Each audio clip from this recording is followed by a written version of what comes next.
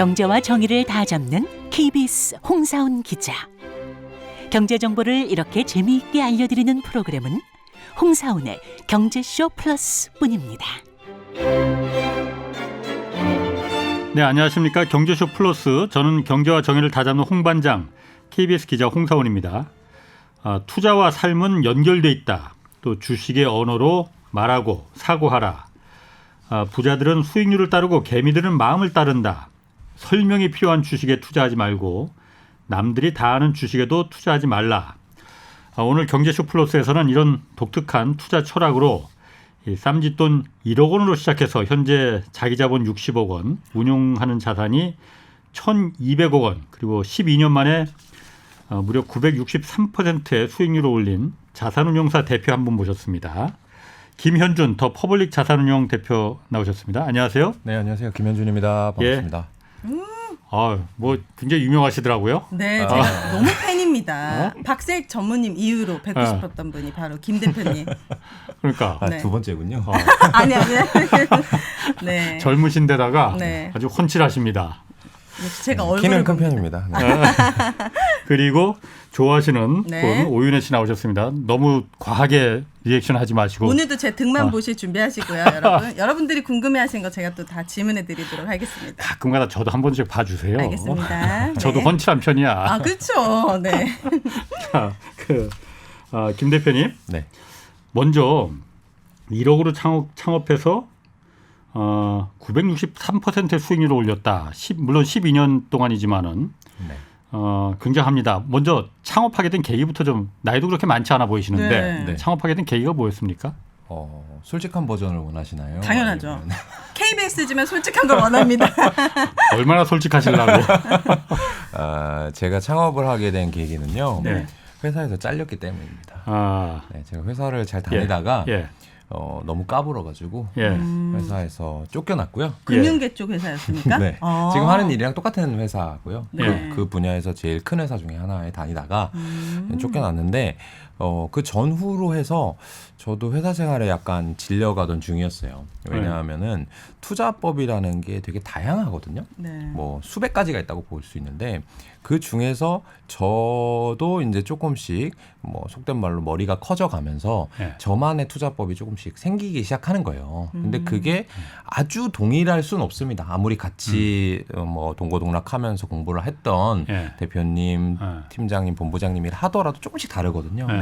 근데 제가 생각을 해보니까 이 다른 것을 내부에서 극복한다는 건 불가능하겠구나. 그래서 결국에는 내가 하고 싶은 투자를 하려면 누구를 위해서 일할 수는 없고 내 회사를 작은아마 차려야겠다라고 생각하게 됐어요. 잘릴만 했네. 잘리기 잘했네요. 네. 그러니까 자산가가 되신 거죠. 대표님이 그렇게 말씀하세요. 지금은 모시고 있진 않지만 얘는 어차피 나갈 놈이었기 때문에 빨리 내보냈어야 된다고 그렇게 말씀하시더라고요. 그럼 그 창업할 때가 나이? 미안하지만 나이가 어느 정도나 되셨어요? 제가 30살에 창업했고요. 지금 39입니다. 그럼 창업할 때 30살에 창업했으면은 뭐 아주 어린 나이도 아니지만은 많은 나이도 아니고 애매한 나이인데 지금 9년 동안 그 자산운용사를 끌어오시면서 시행착오 같은 것도 많이 겪었을 것 같은데. 그럼요. 다 성공하지는 않았을 테고. 그럼요. 대표적으로 좀 어떤 시행착오가 있었을까요? 근데 이제 투자로서는 시행착오가 항상 있게 마련이에요. 전문가라고 해서 백발백중 맞히는 게 아니고 한 60%만 성공해도 나머지에서 큰 손실을 안 입으면 꾸준한 수익은 낼 수 있거든요. 근데 주식으로서는 원래 프로 투자자에서 전문가의 타이틀을 단 상황에서 회사를 창업했을 뿐인 거고, 근데 창업을 해보니까 주식보다 어려운 거는 경영이더라고요. 그래요. 그 경영 중에서도 가장 어려운 건 사람. 그래서 가장 힘든 시행착오들은 평생 같이 갈 줄 알았던 그 공동 창업자들, 그 다음에 밑에 동생들, 선후배들이 이제 퇴사하는 그런 과정들을 매년 겪거든요. 그게 가장 힘든 시행착오고, 그거는 아마도 제가 죽을 때까지 뭔가 정답을 찾지는 못할 것 같아요. 지금 같이 있는 직원들 중에서 과거에 김 대표님 같은 잘릴 만한 분들이 많이 있던가요? 네. 근데 그런 친구들이 주식을 잘합니다. 그리고 그런 사람들이 보면 일을 잘해요. 네. 창의적이란 거거든. 맞아요. 주체적으로 일하고요. 아. 그런 친구들은 어차피 제가 평생 데리고 갈 수가 없다는 게 눈에 보여요. 예. 그렇다고 해서 제가 쫓아낸 건 아닌데 예. 그런 딜레마가 있죠. 그렇지. 정말 똑똑하고 주인의식이 있는 친구를 짧게 쓰고 내보낼 거냐, 아니면 조금 떨어지는데 그 친구가 로열티가 있으니까 이 친구가 평생 갈 거냐. 이 줄타기가 경영자로서는 아주 어려운 부분 중에 하나입니다. 네. KBS 기자 중에도 그런 친구들 꽤 있거든요. 그러니까 데스크나 이 상사 직원에 이거 해, 뭐 이게 맞아 하면은 네 하고 따르는 직원들이 상당수 있지만은 네. 그렇지 않고 그거 아니다. 내가 취재해 보니까 이거다. 나는 다르다. 이걸 왜 이렇게 가라고 하는지 나를 납득을 시켜달라. 이런 기자들 꼭 있어요. 맞아요. 그런 친구들이 진짜 기자거든. 맞아요. 예. 저도 원래 꿈은 기자였거든요. 정말요? 그래서 요새 아마 제가 기자님 보니까 기자님은 저보다 연배가 좀 있으셔서 그때도 그런 문화가 있었는지 모르겠지만 저 때 이제 취직하려고 하면 그 언론고시라고 하는 그 스터디를 짜가지고 이 입사 지원을 준비하는 그런 모임들을 보통 해서 언론인이 되는데 그거를 제가 한 2년 했습니다. 결과적으로는 입사 시험 자체를 안 보고 그냥 주식이 너무 재밌어서 주식 투자를 하게 됐지만 제가 그런 얘기를 많이 해요. 기자랑 펀드 매니저는 종이 한 장 차이다. 결국에는 내가 생각하는 관을 가지고 뭔가를 보는데 그게 상당히 비판적이어야 되고 근데 결과적으로 그걸 숫자로 바꾸어서 돈을 넣고 빼는 일을 하는 사람 펀드 매니저가 되는 거고 그게 아니라 글이라든지 말로 뭔가를 표현해내는 내 생각을 그냥 어필하는 그래서 영향력을 주는 건 기자. 그래서 아마 제 성향 자체가 약간 그런 류의 성격을 갖고 있는 것 같아요. 야, 뭔가 그럴듯하네. 제가 팬이 될 만하죠. 장난 아니죠, 이분. 내공이 장난 아닙니다. 자, 김 대표님 그러면은 네. 963%의 수익을 올렸다고 하셨어요. 네. 이게 제일 궁금합니다. 그러니까 사실 그럼 굉장히 부자시겠네 그러면은. 그것도 요즘 뭔가 투자의 원칙이나 비결이 있을 것 같은데. 그 원칙. 대표님 그게 중요한 거지. 예. 네. 뭡니까? 저는 그런 얘기를 많이 해요. 주식 투자는 종목 발굴이 전부다. 그래서 좋은 주식을 네. 발견했느냐 안 했느냐가 거의 수익률의 전부를 좌지우지합니다. 네, 종목 발굴이요? 너무 뻔한데 약간. 근데 이 약간 어떤 일도 예. 끝단에 가다 보면 네. 되게 뻔해지고 되게 당연한 말인 것 같지만 그런 말을 하는 사람이 사실은 궁극에 달하고 있는 사람인 거고 스스로 얘기 약간 예. 부끄럽네요. 예. 근데 어쨌든 주식 투자도 그렇고요.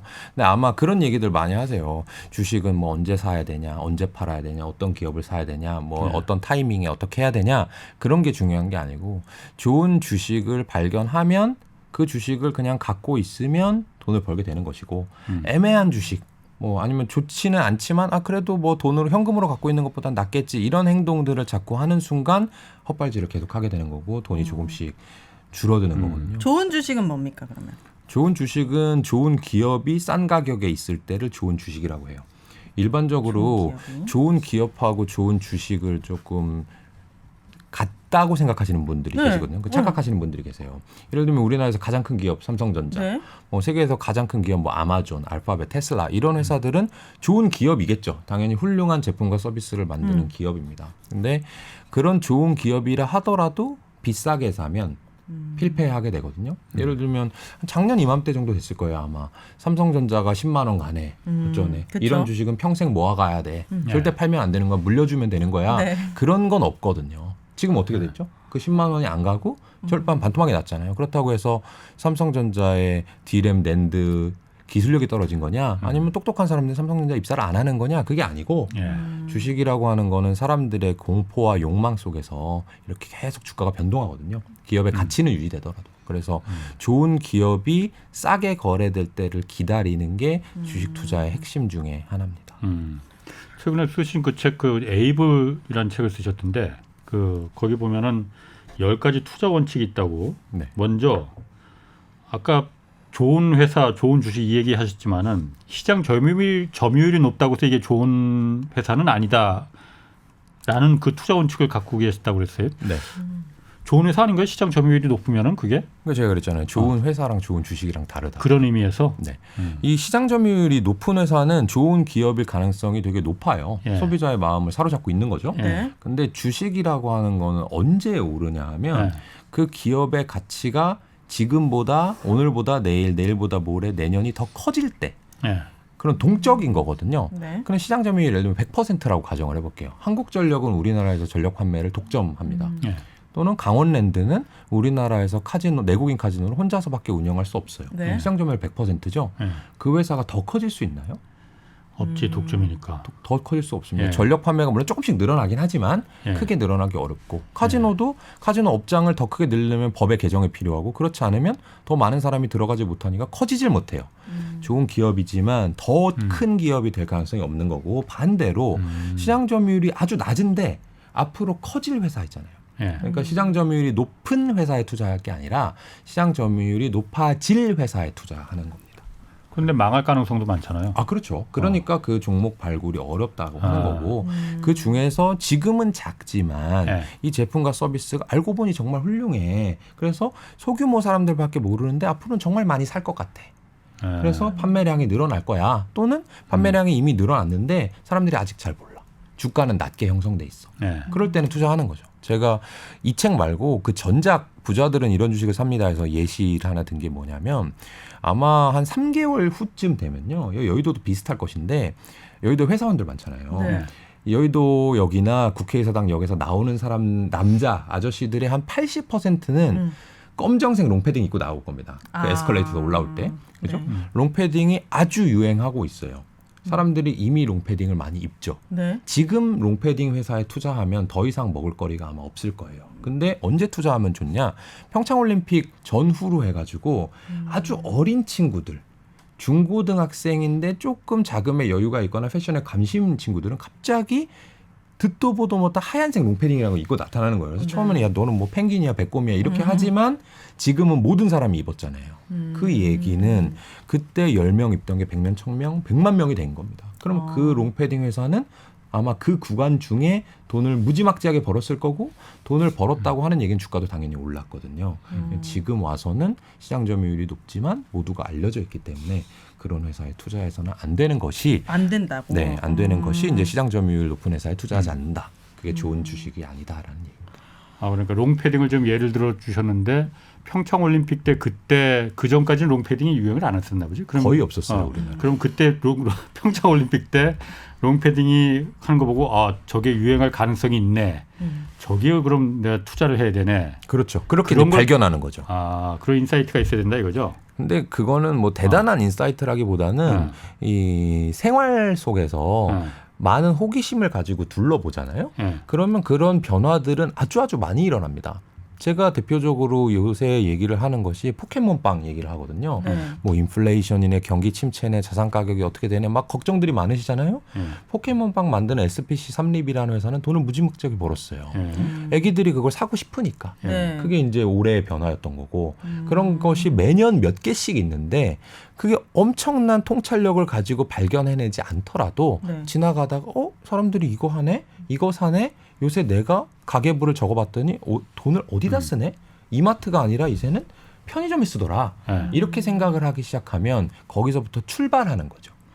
그 다음에는 당연히 이제 지난한 어려운 분석의 과정이 필요하지만 거기가 가장 중요한 지점이라는 거죠. 그 개인이 그런 종목을 발굴했을 때 네. 사실 어디서 주워들은 건 많기 때문에 조금만 올라도 선반영이 됐을 것이다. 네. 또는 이게 되게 포켓몬이 10년, 20년 유행할 게 아니니까 그러면 얼만큼 올랐을 때 나는 이걸 팔고 나와야 하는가. 네. 그리고 이 가격이 과연 싼 건가 비싼 거 이런 걸 판단하는 게 사실 어렵거든요. 그건 어렵죠. 어렵죠. 어려운 내용이니까 네. 전문 투자자가 하는 것인데 실제로는 아주 상식적인 내용이에요. 이렇게 생각해 보시면 될 것 같아요. 그 우리나라 이 직장인들의 꿈 1등이 뭔지 아세요? 가장 희망. 그거 뭐지? 그거 하는 거. 파이어족. 아 맞아요. 정답이에요. 네, 맞잖아요. 그 지시 대명사를 많이 쓰시는 거 네네. 보니까 40대이실 것 같습니다. 네. 네. 그 은퇴하는 게 꿈이에요.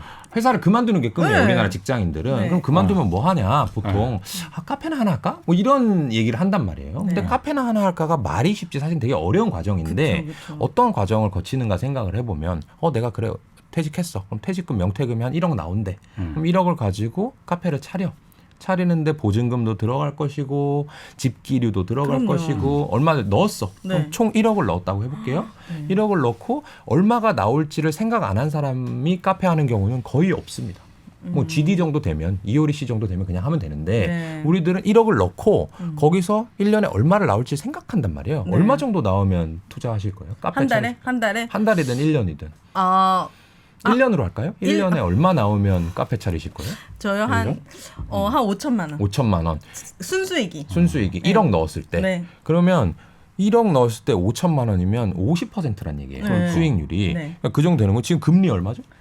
3.5? 금리 3%. 그럼 1억 넣으면 300만 원밖에 안 나오는데 네. 지금 카페를 5천만 원이 나와야 창업을 한다는 얘기는 네. 그 기대 수익률이 상당히 높은 건데 어쨌든 그 기대 수익률을 기준으로 계산한단 말이에요. 5천만 원 어떻게 나올까? 테이블이 몇 개인데 하루에 몇 사람이 들어오면 아메리카노 5천 원이니까 그렇게 해서 마진이 얼마 나고 알바비 주고 임차료 주고 한 달에 얼마 남겠네 네. 계산을 하잖아요. 네. 그 계산을 해서 5천만 원과 내가 버는 돈 투입한 돈 1억 원을 비교해서 난 이 정도 되면 투자한다라고 결정하잖아요. 근데 주식은 어떻게 해요? 그 정도까지는 안 하죠. 그 정도가 아니라 그냥 사죠. 주식은 삼성전자 좋대. 맞아요. 주가가 차트가 이렇게 하잖아요. 그게 아니고 제가 하는 일은 그런 거예요.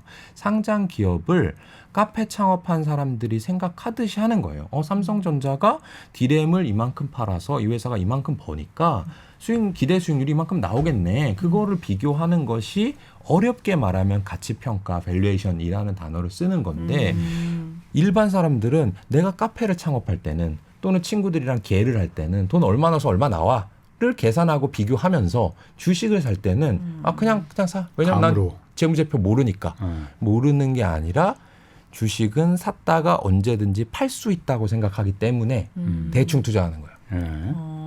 근데 실제로는 워런 버핏이 그런 말을 했죠. 펀치 카드가 있어서 놀이공원에 갔을 때 20번만 뚫을 수 있는 펀치 카드가 있다고 생각하고 투자를 해라. 그리고 한 번 투자하면 평생 가져갈 것처럼 생각을 해라. 주식을 샀는데 이 주식을 10년 동안 못 판다고 생각해 보세요. 그러면 심사숙고를 엄청 하겠죠. 그쵸. 이 기업이 돈을 벌 건지 아까 말씀하신 것처럼 포켓몬이 유행인지 10년간 트렌드인지 보잖아요. 그런 것처럼 투자를 해야 되는데 일반 사람들은 그렇게 못하기 때문에 돈을 못 버는 거고 저는 그렇게 하기 때문에 꾸준히 20%씩 수익을 10년간 올려온 거예요. 매년 20%씩. 그 투자 원칙 또 한 가지가 그 설명이 필요한 주식에는 투자하지 말고 네. 남들이 다 하는 주식에도 투자하지 말라. 아까 제가 오프닝에도 잠깐 얘기했지만 네. 이유가 뭡니까?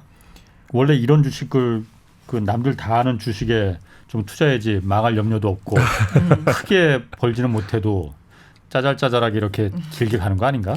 그러니까 망하지 않으려고 주식을 하느냐, 예. 돈을 벌려고 주식을 하느냐를 먼저 결정을 하셔야 될 것 같아요. 예. 망하지 않으려면 주식을 안 하면 확실하게 안 망합니다. 예. 근데 왜 주식을 하면서 안 망하기를 원하냐? 그건 예. 잘못된 접근이고 주식을 할 때는 반드시 내가 원하는 기대 수익률 이상을 벌어야 되겠다라는 생각을 가지고 하는데 남들이 다 아는 주식은 아까 이제 선반영이라는 좋은 말씀 해주셨는데 이미 많은 사람들이 분석하고 있는 주식 그런 기업들은 초과 수익이 날 가능성이 없어요. 이미 주가가 높게 형성돼 있거든요.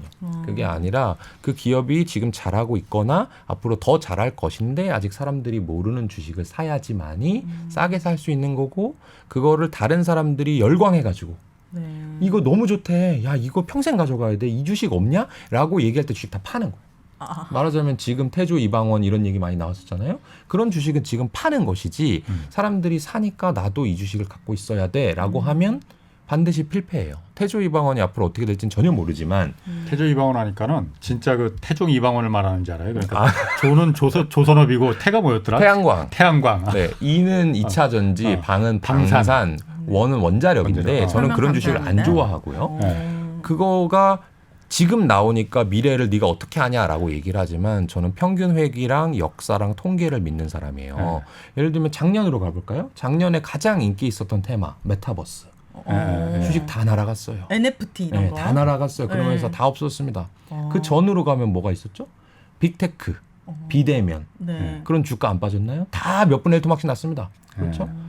그런 주식들 모두가 알 때 투자를 하면 얘도 투자하고 쟤도 투자하고 전문가도 한다고 하니까 안전할 것 같아. 하지만 주식은 안전하려고 하는 게 아니라 돈 벌려고 하는 거기 때문에 네. 모두가 하는 거에 투자하면 안 된다라고 하는 거고 앞서서 기자님께서 말씀해 주신 그 설명이 필요한 주식에 투자하지 마라라고 하는 거는 이거는 대단한 원칙까지는 아니고 그냥 저의 편견인데 네. 주식이 똑같이 2배가 오른다고 가정했을 때 1년 걸려서 오르는 거하고 10년 걸려서 오르는 거하고 당연히 다르죠. 1년에 오르는 게 좋겠죠. 네. 1년에 2배 오르면 100% 수익인데 10년 걸리면 7%밖에 안 돼요. 연간으로 생각을 하면. 그럼 당연히 1년 만에 올라야 되는데 어떤 기업들이 있냐 하면 무슨 얘기를 했을 때 그거 되겠어? 하는 주식들이 있어요. 네. 그런 주식들은 오르는데 시간이 많이 걸려요. 그러니까 똑같이 좋은 아이디어가 있다 하더라도 네. 쓱 동료들한테 던져봤을 때 그거 안 돼 하는 거는 저는 웬만하면 안 하는데 네. 예를 들면 그런 거예요. 학령 인구가 되게 많이 줄어들고 있잖아요. 출산율 저하에 따라서.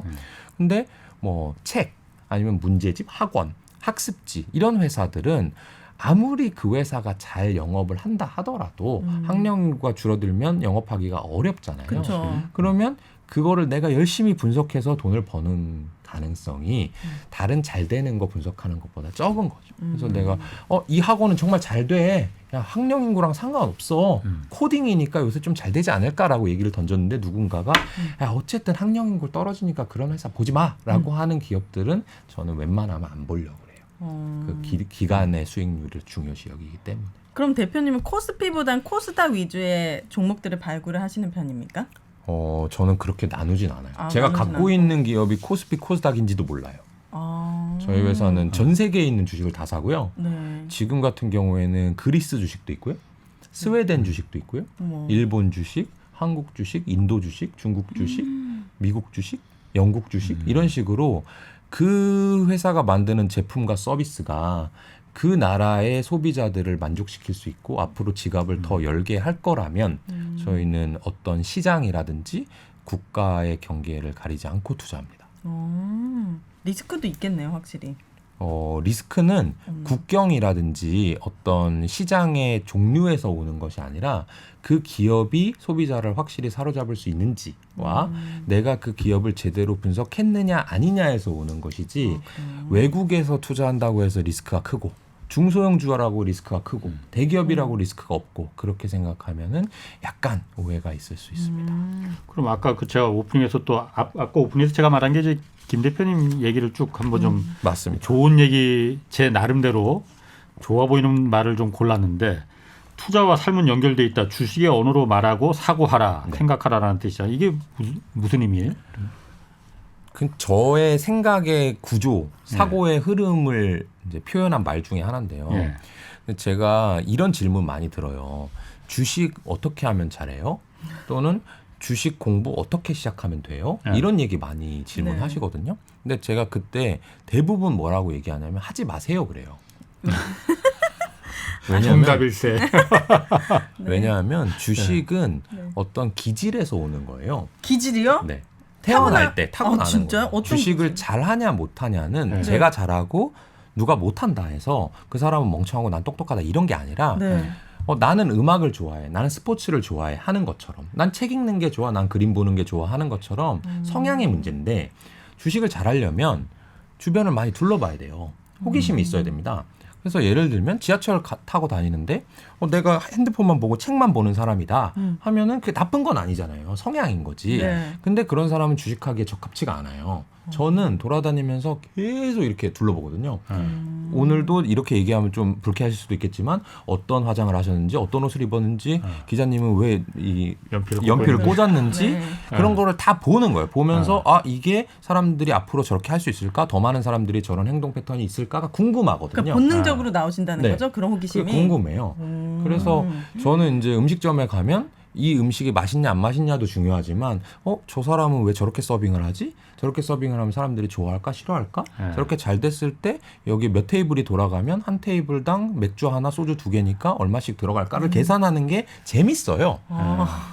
그 호기심과 호기심을 숫자로 바꾸는 일이 네. 재밌지 않으면 굳이 할 필요가 없는 게 꼭 주식을 직접 매매해야 되는 게 아니거든요. 저 같은 사람이 전문 투자자가 있잖아요. 네. 말하자면 모든 사람이 자기가 연기를 할 필요가 없고 예. 모든 사람이 자기가 신문 방송에 나올 필요가 없는 거잖아요. 네. 각자 전문가의 영역을 가지고 이렇게 교환하면서 사는 게 현대 사회예요. 그렇다고 네. 제가 뭐 수익의 절반을 주세요 이런 식으로 얘기하지도 않는단 말이죠.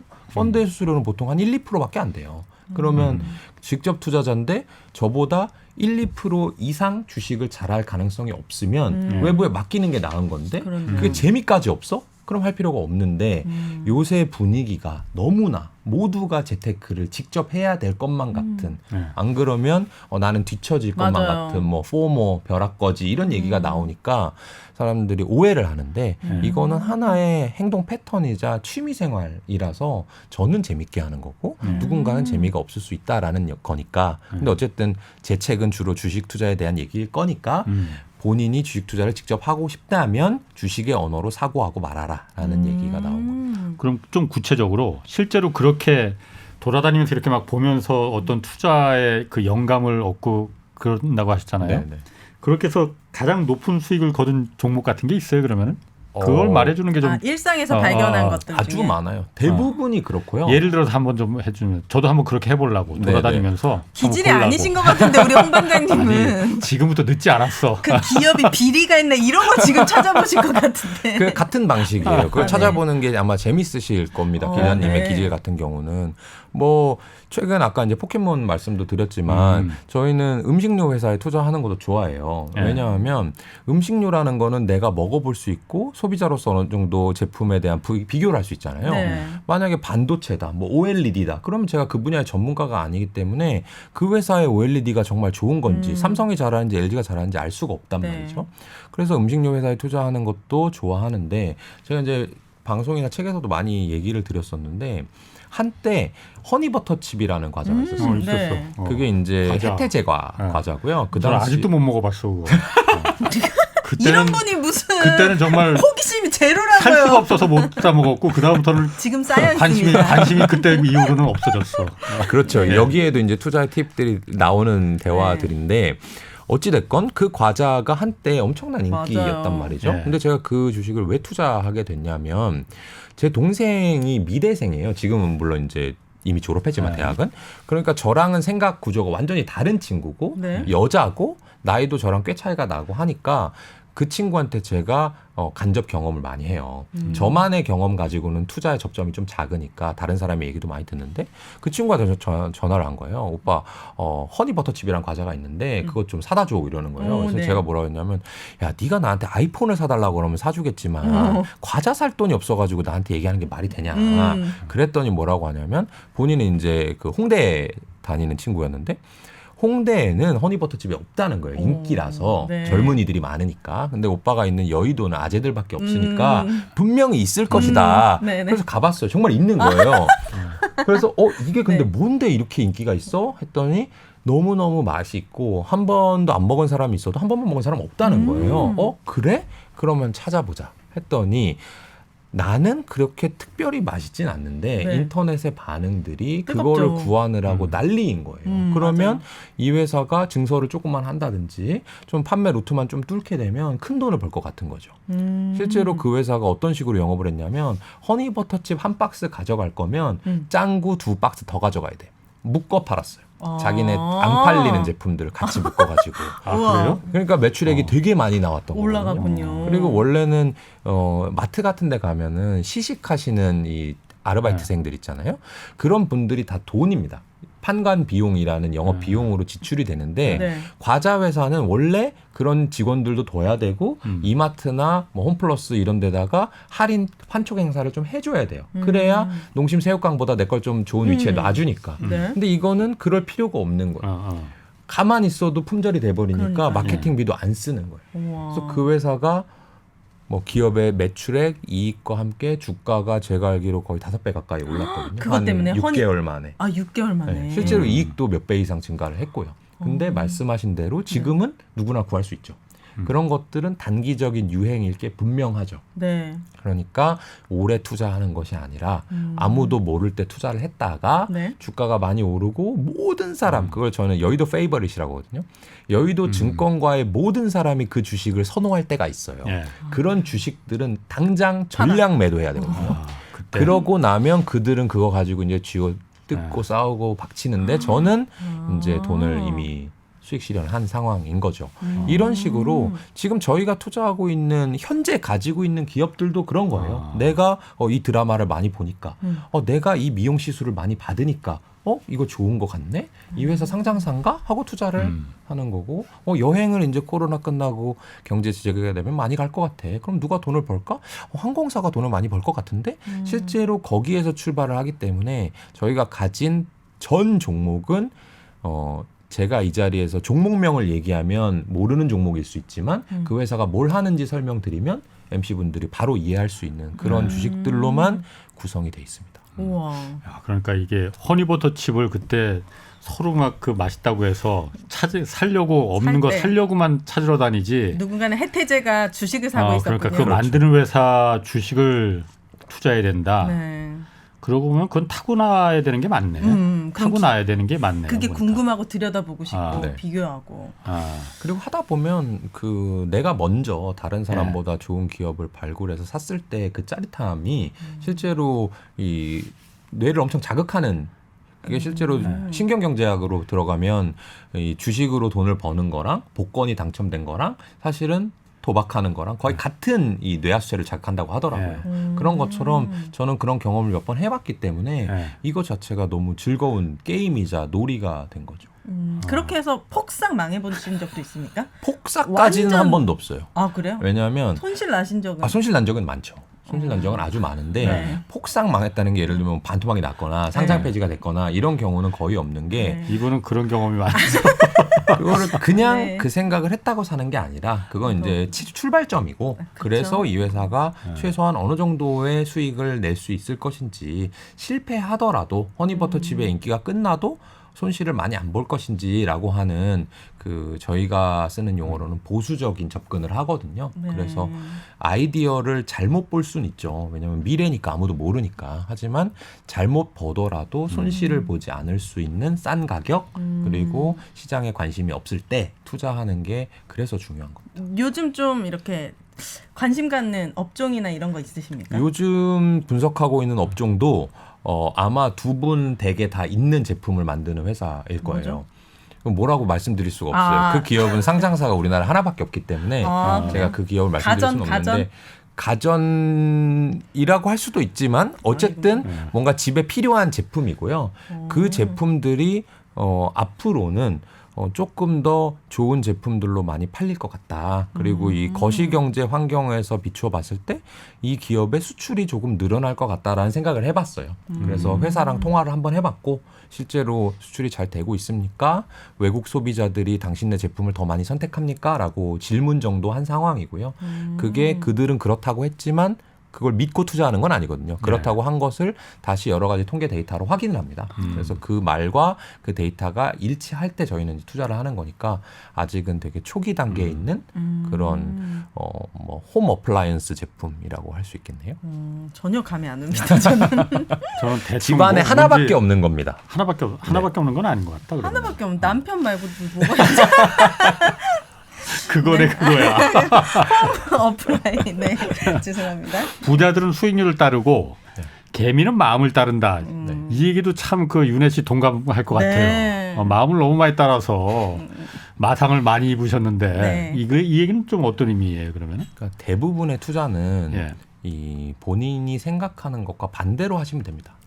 내가 이거 잘 될 것 같아라고 생각할 때 팔고 아닐 것 같을 때 사는 그런 본능을 거스르는 게 일반적인 정석 투자가 되는 거거든요. 진짜요? 예를 들어서 이런 경우가 있어요. 이거는 제 배우자도 마찬가지 행동을 하는데 아마도 두 분이 주식 투자를 하신다면 HTS나 MTS를 열었을 때 지금 남아있는 종목들은 주로 마이너스 손실인 종목들이 남아있을 거예요.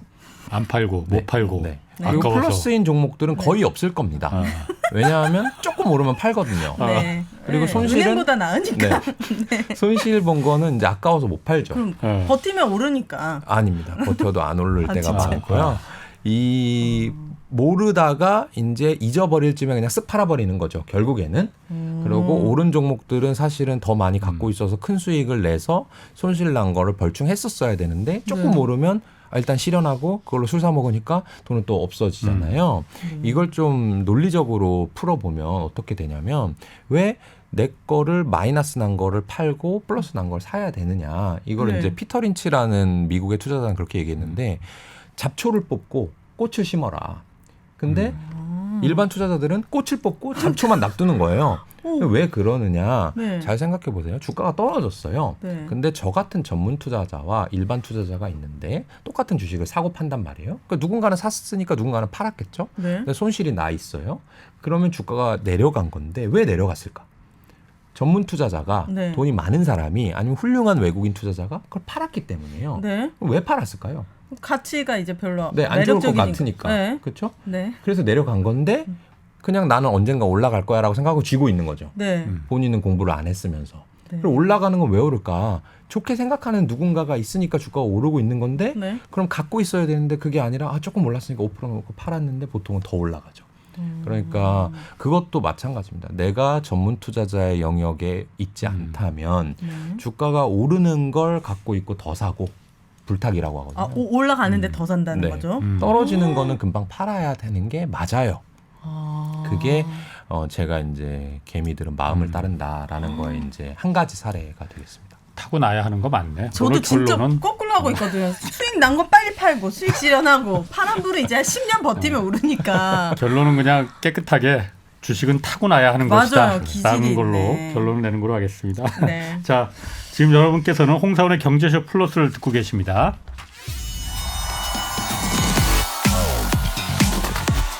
대한민국 경제 오디션 메가 경제스타 K. 여러분, 경제가 어려워서 힘드시죠? 그래서 준비했습니다. 대한민국 경제 오디션 메가 경제스타 K. 힘든 경제 상황을 이겨낸 감동 스토리, 우리 가정의 특별한 경제 공부법, 슬기로운 투자 아이디어, 경제와 관련된 이야기라면 모두 환영합니다. 총 상금 6천만 원을 준비했습니다. 여러분의 많은 참여 기다립니다. 이 프로그램은 당신의 투자의 길을 춤추게 하는 새로운 투자 플랫폼 탱고픽에서 함께합니다. 네, 매주 이 시간 KBS 1라디오 특별기획 대한민국 경제 오디션 내가 경제스타 K 이 앞으로 보내주신 경제 스토리 소개하고 있습니다.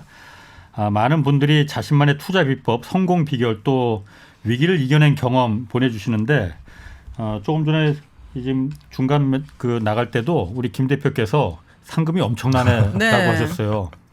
김 대표께서도 사연 보내주셔도 될 것 같은데. 심사위원으로 계셔야 될 분이에요. 이거는. 제가 라디오를 진짜 많이 듣는 편인데 네. 이런 상금은 처음 보시죠? 처음 봤어요. 태어나 처음 봤어요. 여러분 많은 사연 보내주세요. 예? 상금 혹시 압니까? 저 진짜로 맞아. 당첨될지 1등 2천만 원이라는데. 좋습니다. 오늘 사연 먼저 오윤혜 씨 소개해 주시죠. 나누어지는 부 함께하는 균형이란 제목으로 온 이주원님의 사연입니다.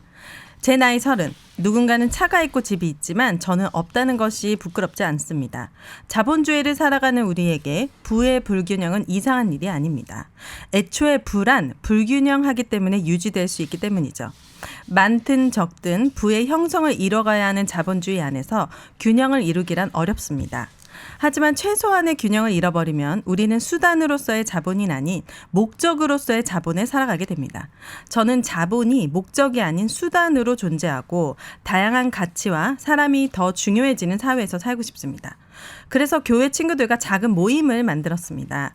매달 모여서 같이 밥을 먹고 수입 일부분을 나누는 모임입니다. 수입이 0원인 20대 초반 친구부터 직장이 있는 30대 초반까지 9명이 모인 우리 모임은 각자 수입의 15%를 한 통장에 모으고 다시 n분의 1로 나누고 있습니다. 수입원이 없는 친구는 한 달을 살아갈 작은 용돈을 얻고 50만 원을 내는 친구는 자신의 돈이 어떻게 사용되어야 하는지 한 번도 고민하게 되었습니다. 옛 속담에 사촌이 땅을 사면 배가 아프다라는 말이 있지만 우리 모임은 다릅니다. 서로의 연봉이 오르면 진심으로 기뻐하고 서로 고액 연봉자가 되자고 격려해 줍니다. 별것 아닌 것처럼 보일 수 있지만 이러한 현상은 경제적 연대를 이루어질 때 가능합니다. 타인의 자본이 비교의 대상을 넘어서 격려의 대상이 되는 거죠. 물론 월급의 15%를 낸다는 것은 누구에게나 힘든 일입니다.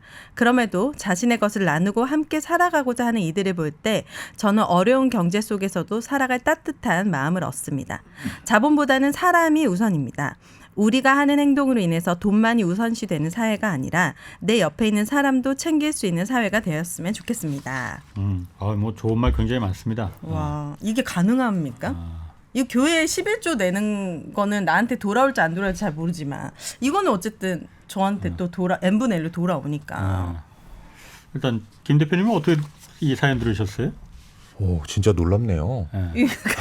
김 대표님의 네. 수입의 15%를 나눈다면은 와, 이 6천만 원 상금에 걸맞는 사연들이 오는 데군요. 일단 너무 놀랍고요. 네. 비교가 아니라 격려하는 연봉, 자본보다 사람, 경제적으로 연대한다. 그렇죠. 너무 좋은 말인데 이게 가능할까? 라는 생각이 사실은 그렇죠. 저는 더 먼저 들고 지속 가능할 수 있을까? 이게 말하자면 이 공산주의, 사회주의 같은 거거든요. 근데 그거를 작은 연대니까 지금 가능하게 하고 계신데 네. 지속 가능하다면 정말 너무너무너무 응원하고 싶고 한번 뵙고 싶을 정도로 훌륭한 거고 근데 지속 가능했으면 가능할까? 좋겠습니다. 사실 네. 그게 제일 걱정입니다. 사실 보통 사람들이 다 그렇게 생각하거든요. 흔히 뭐 더 잘 알겠지만 자본시장의 한복판에 계시니까 더 잘 알겠지만은 민주적인 자본주의라는 건 이 세상에 존재하지 않는다라고 민주주의와 자본주의는 이미 결별한 지 오래다라고 하잖아요. 근데 저희가 사실 이 경제쇼 이 프로그램도 경제와 정의를 다 잡자라는 거잖아요. 이거 불가능한 거거든요. 네. 더 잘 아시겠. 네. 그 한복판에 계시니까 잘 알잖아요. 네, 어렵죠. 근데 그걸 잡아볼 수 있는 게 그래야만이 지속 가능한 자본주의가 될 수 있는 거고. 네. 뭐 그런 면에서 저는 이분 사연 이주원님 여러 가지 말이 정말 와닿았습니다. 수단으로서의 자본이 아닌 목적으로서의 자본에 살아가게 된다. 불균형하기 때문에 유지될 수 있다. 뭐 이런 부분을 그러니까 타파하자는 너무 꿈 같은 얘기라고 들을 수도 있겠지만은 네. 들으시는 분들 중에서 하지만 실천하고 계시니까 네. 네, 응원하고 싶습니다. 맞아요. 네. 자 좋은 사연이었고 다음 편은 제가 한번 소개하겠습니다. 나도 애널리스트부로 보내주신 사연입니다. 나도 애널리스트부에는 오랜만에 사연이 좀 들어왔어요. 비트코인 투자 전망이란 제목으로 정성원 님이 보내주신 사연입니다. 저는 평범한 직장인이지만 비트코인 가격이 1,000만 원일 때 비트코인 한 개로 투자를 시작한 사람으로 비트코인 시장을 분석해보고자 합니다. 우선 비트코인은 사기인가 아닌가에 관한 주장이 엇갈리는 금융시장계의 뜨거운 감자입니다. 사기가 아니라는 주장은 2009년에 등장한 이 비트코인은 블록체인 기술을 기반으로 해킹이 강하고 채굴 수량이 총 2,100만 개로 한정돼 있어 약 4년을 주기로 보상이 절반으로 줄어드는 반감기가 있다는 것입니다. 또한 1코인당 1달러에 연동되도록 가치 유지를 해둔 가상화폐로 달러권에 포함되고 있다는 점도 사기가 아님을 뒷받침해주고 있습니다. 반면 사기라는 주장은 비트코인은 보이는 자산이 아니고 자산 가치 측정이 불가능하며 제도권 자산에 편입되지 않은 상태여서 언제든지 미국의 규제를 받을 수 있다는 점을 근거로 제시합니다. 호불호가 갈리는 비트코인은 가격을 두고도 관점이 나뉩니다. 고점 대비 70% 이상 하락한 상태에서 상승 확률이 더 높으므로 현재 가격이 싸다는 주장과 테라, 루나 사태로 신뢰도가 바닥을 치고 유동성이 축소돼서 추가로 하락 가능성이 있기 때문에 지금 가격도 비싸다는 주장이 팽팽하게 맞서고 있습니다. 그런데 저는 비트코인의 장래를 밝게 전망하고 있습니다. 근거는 MZ세대입니다. 주식이나 부동산 같은 기존의 금융시장은 어느 정도 자산을 형성한 기성세대에게 적합한 투자 수단입니다. 하지만 비트코인은 시드머니가 충분하지 않은 MZ세대에도 투자할 수 있고 이들이 젊어서부터 투자한 비트코인은 세월이 흐를수록 MZ세대에게 익숙한 투자 자산이 될 것입니다. 단 비트코인에 투자할 때는 적립 시기에 적합합니다. 비트코인은 변동성이 심하지만 주기적으로 순환하는 패턴이 있어서 급하지 않은 자금으로 주 단위로 적립 투자를 하면은 주식시장보다 더 높은 수익률을 올릴 수 있습니다. 저 또한 매월 분할 매수를 해서 6배가량 벌었고 지금도 투자금을 52등분해서 매주 조금씩 매수하고 있습니다. 이런 사연이었습니다. 물론 비트코인. 이분이 비트코인에 대해서 좀 분석을 해주셨는데 중간중간에 좀 사실과 좀 다른 얘기도 좀 맞지 않은 얘기도 좀 있긴 있어요. 근데 그게 전문가가 아니니까 김 대표님 같은 전문가가 아니니까 아마추어로서의 분석이니까 네. 그 점은 좀 이해를 해주시고. 확실히 MZ세대는 다른 것 같아요. 요즘 10대, 20대들은요. 밖에서 택시 잡는 걸 굉장히 어색해한대요. 어플이 아니면 밖에서 우리 때는 막 택시 이렇게 잡잖아요. 밖에서 택시를 못 잡는데요. 그게 발견이에요. 아 그렇습니까? 너무 다른 거예요. 우리는 어플로 안 잡히면 나가면 잡히겠지 하고 잡히는데 7살짜리 저희 조카가 키오스크를 기가 막히게 합니다. 저는 버블티집에 가서 버블이 없는 밀크티를 먹고 왔는데 이렇게 달라요. 그러니까는 미래는 예측하기가 너무 어려운 것 같아요. 조금 전에 김 대표님이 뭐 요 사회라고 관련 없는 거지만 택시를 잡는 사람이 없다는 거, 그게 어색하다는 거, 그게 그런 걸 봐야 되는구나. 네네네.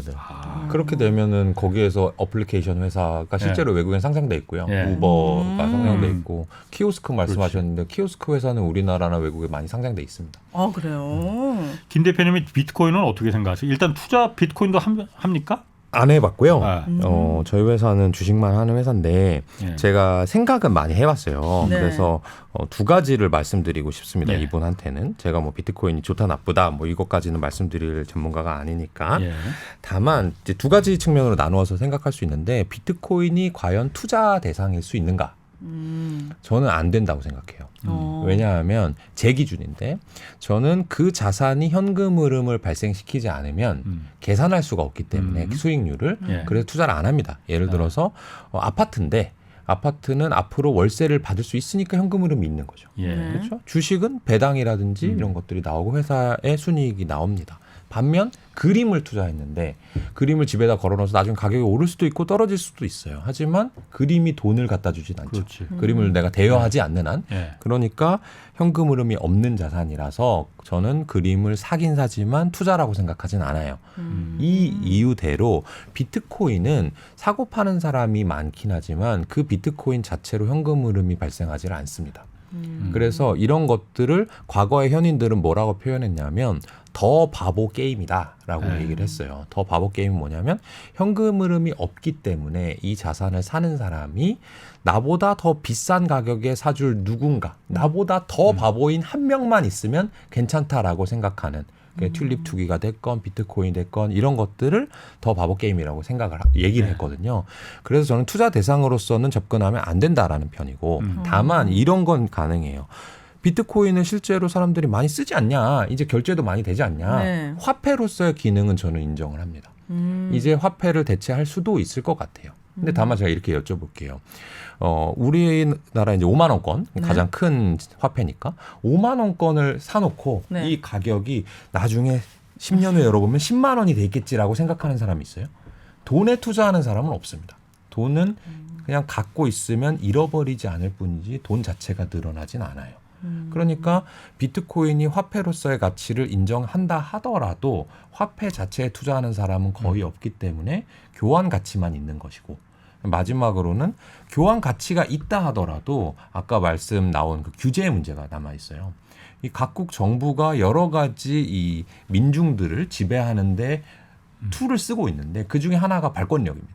나만이 화폐를 발권할 수 있으니까 내 말 잘 들어. 너한테는 많이 줄 거야. 지금 안 줄 거야. 이렇게 얘기하는 게 힘 중에 하나거든요. 근데 비트코인은 어떤 정부가 소유하거나 발권하는 게 아닙니다. 이거를 인정하는 순간 그 나라가 가진 민중을 지배하는 도구 중에 하나 잃는 건데 그러면 그런 정부가 과연 이거를 허가해 줄까? 또는 그게 대체하려고 하는 그런 결제 비중이 아주 높아졌을 때 규제를 안 하겠는가? 저는 아마 할 가능성이 높다라고 보기 때문에 정리하자면 투자 대상으로는 현금 흐름이 없기 때문에 조금 어렵고 교환 가치로는 화폐 기능을 할 수는 있지만 각국 정부와 정면 대치를 해야 되기 때문에 좀 어려울 수 있다. 이런 의견입니다. 어렵다는 얘기입니다. 제 생각에도 비트코인은 애초에 이게 원래는 화폐로다가 만들어진 거잖아요. 그렇죠. 그 외 여러 가지 아류의 이제 그 가상화폐들이 많이 이제 났지만은 그 나오는 이유는 이게 화폐로서의 가치가 화폐로서 통용이 될 수 없다고 생각했기 때문에 그럼 자산으로 돌려야겠어라고 했기 때문에 여러 가지 아류들이 많이 생긴 거잖아요. 그러다 보니까 애초에 왜냐하면 화폐로서 투자하는 거 있긴 있거든요. 달러도 우리 투자하지 않습니까? 지금. 그러니까 화폐 자체를 보고 저거는 강한 화폐야라고 하면 투자할 수 있는데 만약 비트코인이나 이런 가상화폐가 진짜 화폐로서의 기능을 충실히 수행할 수 있다면은 저는 이게 투자될 수 있는 그 자산 가치로서 유효할 수 있다고 봐요. 그렇지만 지금은 저는 사실 그 기능은 완전히 잃어버렸다고 생각하거든요. 가능하지도 않고 아까 말씀하신 그런 이유도 있고 그렇기 때문에 이 부분은 좀 그 정성원님의 이 비트코인에 대한 투자 전망 이 부분은 저는 좀 생각은 약간 좀 다르긴 합니다. 네. 자, 다음 사연 이번에는 오윤혜 씨가 하나 소개해 주실까요? 리츠 주식으로 건물주 되기라는 제목으로 김금순 님이 보내주신 사연입니다. 때는 1991년 잘 나가는 대기업 직원이었던 남편은 하루아침에 실직자가 되었습니다. 다단계가 문제였죠. 아직 어린 두 아이를 위해서라도 저는 살 방법을 찾아야 했습니다. 그래서 살던 작은 아파트를 전세 놓고 그 전세금으로 아파트 상가에 문구점을 차렸습니다. 물론 지방 문구점은 입에 풀칠하는 정도였습니다. 이대로는 안 되겠다 싶어 문구점을 팔고 빚을 얻어 2002년 순천 시내에 땅을 샀습니다.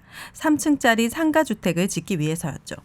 다들 30대 젊은 엄마가 어떻게 그렇게 겁도 없냐라고 했는데요. 제가 생각해도 참 억척스럽게 10년을 버텼습니다. 건물 3층에는 우리 가족이 살고 1층, 2층 학원과 카페에서 나온 월세로는 빚을 갚아 나갔는데 건물주로서의 인생 2막은 편안할 줄 알았는데 웬걸요? 노후된 시설 교체며 월세 관리가 만만치 않게 스트레스였습니다. 더욱이 아이들이 시집 장가갈 나이인데 부동산이라는 게 목돈 필요할 때 안 팔리면 정말 답이 없죠. 물론 매달 나오는 월세 없이 어찌 살아갈까 불안도 컸지만 결국 매매를 결심했고 다행히 올 6월에 팔렸습니다. 저는 신천 시내에서 더 들어간 시골로 왔습니다. 이제 건물 판 이 돈으로 뭘 할까? 처음엔 적당한 임대료가 나오는 부동산에 재투자를 할까 했는데 자식들이 리츠 주식을 추천하더군요. 리츠는 투자자들에게 자금을 모아 부동산을 운영하고 그에 대한 수익을 투자자들에게 배당금으로 나눠주는 주식입니다. 즉 소액이나마 각종 부동산의 건물주가 될 수 있는 것이었죠. 지금은 리츠 주식에 넣은 지 3개월쯤 됐습니다만 제가 생각하는 리츠의 장점은 첫 번째, 꾸준한 배당을 받을 수 있다. 리츠는 일반 주식과 달리 90% 이상을 분배해야 되기 때문에 안정적으로 배당금을 받을 수 있습니다. 둘째, 일반 부동산에 비해 투자 회수가 쉽다. 셋째, 내가 건물주지만 건물에 신경 안 써도 된다. 물론 단점도 있습니다. 금리가 오를 때는 매력이 떨어진다. 지금은 금리가 많이 올라 전체적으로 리츠 주식들이 저점입니다. 물론 국내외에 다른 우량 배당주도 많지만 아직 리츠 주식에 대해 잘 모르시는 분들이 많을 것 같아 몇 자 적었습니다.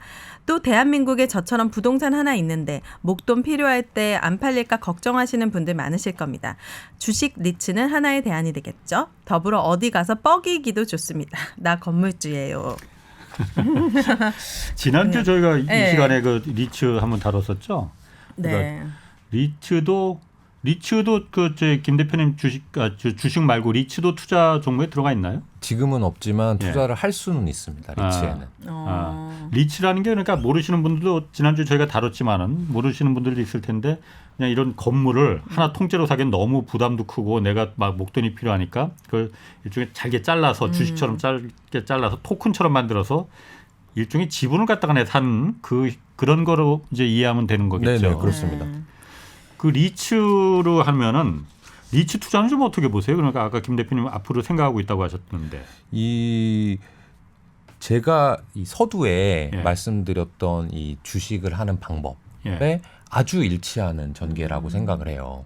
리츠를 투자하느냐 마느냐는 예. 사실 각자의 기대 수익률에 따라 좀 다를 것 같은데 예. 저희 회사가 상장 리츠를 투자하지 않는 것은 저희 회사의 기대 수익률이 연 20%이기 때문에 보통 임대 수익으로는 20%가 잘 안 나오니까 예.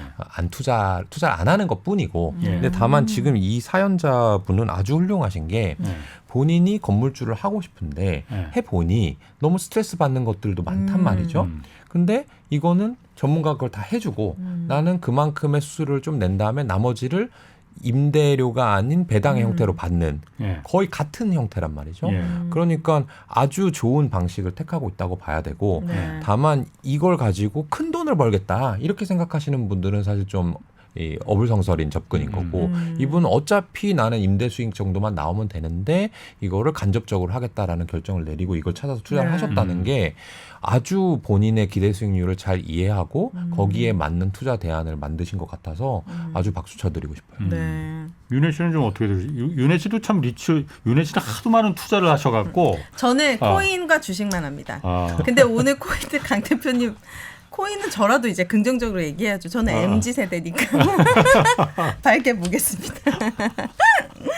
언젠가 오릅니다. 한 20년 되면 또 달라질 수도 있는 거니까요. 리츠는 해보실 생각 없으시고? 저한테는 좀 아직은. 예. 사실 리츠 부동산이라는 게 지금 요즘 같은 그 금리 인상기에는 사실 리츠 투자는 좀 위험하지 않을까? 저 그 생각. 지난번에도 홍춘옥 박사도 그 얘기는 하셨었어요. 그러니까 지금은 이런 금리 인상 시기에는 리츠 투자는 좀 잠깐은 좀 그 피하는 게 좋다라고 하시긴 하셨는데 어쨌든 이런 큰 그 위험이 있는 그런 부동산 말고 네. 이런 요즘 또 리츠 그 ETF도 있다고 하니까 네. 그런 부분도 한번 좀 관심을 갖는 게 좀 어떨까 네. 하는 생각이 들어요. 자, 오늘 이렇게 3편 좀 사연 소개해드렸습니다. 네. 뭐 투자의 지혜와 긍정의 힘이 오늘 다 저희도 느껴졌습니다. 오늘 사연이 소개된 정성원님, 이주원님, 김금수님 이 세 분께 깊은 감사드리고 아울러서 세 분께는 월 장원에 나가실 수 있는 그 기회도 함께 드리겠습니다. 여러분의 경제사연은 KBS 1라디오 홍사원의 경제쇼 홈페이지 대한민국 경제 오디션 내가 경제스타 K 여기에 좀 올려주시면 되고요. 12월 9일까지 계속 진행됩니다. 많은 참여 부탁드리겠습니다. 자, 오늘 함께해 주신 김현준 대표 그리고 오윤혜 씨 고맙습니다. 네, 감사합니다. 수고 많으셨습니다. 고맙습니다. 주말 홍사원의 경제쇼 플러스 여기서 마치겠습니다. 고맙습니다.